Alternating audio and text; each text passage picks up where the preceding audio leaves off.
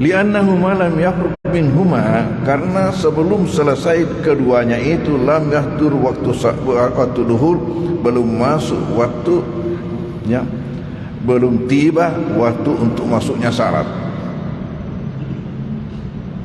Wa li'anna al-imam wa ghairahu, dan bahwasanya imam dan selain daripada imam mashghuluna bi ijabatil muadzin wal muqim, mereka itu mengisi waktunya dengan menjawab muazzin ketika azan, menjawab qamat ketika qamat.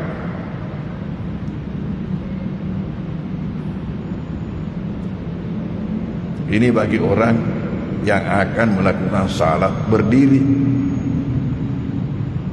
Adapun yang akan melakukan salat duduk, wa ammal ajizu anil qiyami, adapun orang yang tidak mampu berdiri, mimma yuridu salata qa'idan, dari mereka yang hendak melakukan salat dalam keadaan duduk, atau mutajian, atau berbaring, atau tahwa zalik, atau semacamnya, fa yatawajjahu lis-salati akibal intihai minal iqamah, mereka itu menuju untuk melakukan salat setelah selesai dari iqamah. Sama.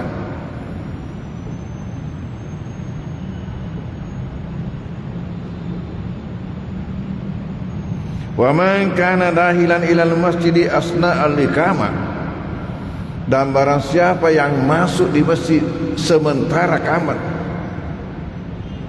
matangnya qamat atam, fala yustahabbu lahul julus, tidak disunnatkan baginya untuk duduk. Aja namun tu dasyuro. Kan tadi kita sudah baca ketika kita berbicara tentang tahiyat masjid bahwa memang dilarang melakukan sesuatu salat kalau sudah qamat.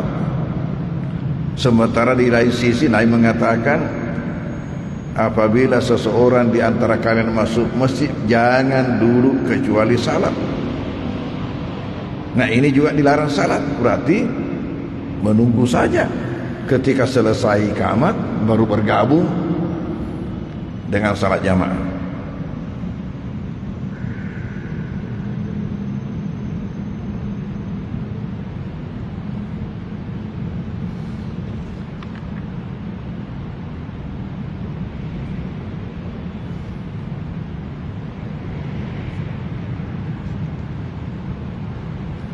Lalu ketika kita menghadiri salat berjamaah,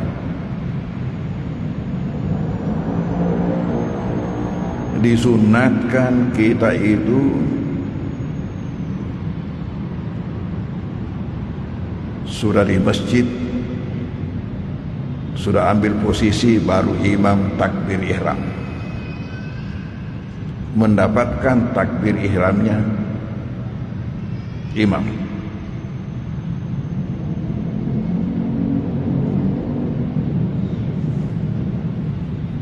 Yustahabul muhafadzatu wala idraki takbiratul ihrami mal imam,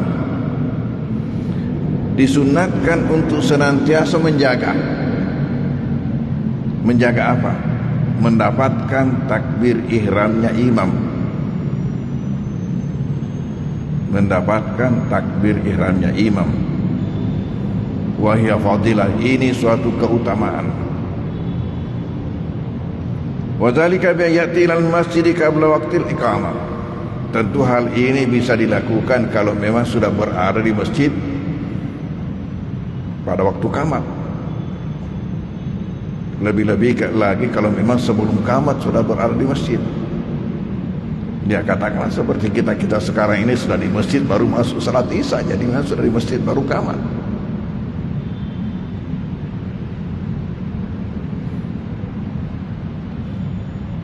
Li'annahu al-warid anis salat, begitulah yang kita dapatkan dari salafus saleh, daripada pendahulu-pendahulu kita.